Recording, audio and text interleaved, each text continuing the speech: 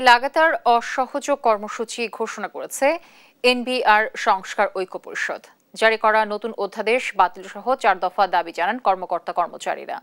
বুধবার রাজস্ব ভবনে এনবিআর বিলুপ্তির প্রতিবাদে অবস্থান কর্মসূচিতে এ তথ্য জানায় তারা। কাস্টমস, ভ্যাট ও ট্যাক্স বিভাগের সব স্তরের কয়েক হাজার কর্মকর্তা কর্মচারীর সমন্বয়ে এনবিআর সংস্কার ঐক্য পরিষদের এডহক কমিটি গঠনের প্রক্রিয়া চূড়ান্ত করা হয়েছে। অন্তর্বর্তী সরকার সংস্কারের যে রূপরেখা তুলে ধরেছে তা জারি করা অধ্যাদেশে প্রতিফলিত হয়নি বলেও দাবি করেন তারা। এ সময় নতুন অধ্যাদেশ বাতিল, রাজস্ব সংস্কার কমিটির সুপারিশ প্রকাশ সহ 4 দফা দাবি তুলে ধরেন আন্দোলনকারীরা।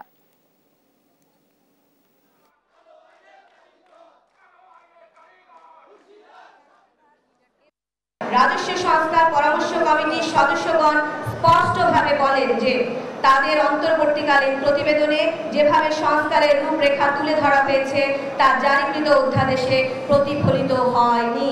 আন্তর্জাতিক উত্তম চর্চার সঙ্গে সামঞ্জস্য রেখে পূর্ণাঙ্গ, টেকসই ও কার্যকরভাবে সংস্কার করা হোক।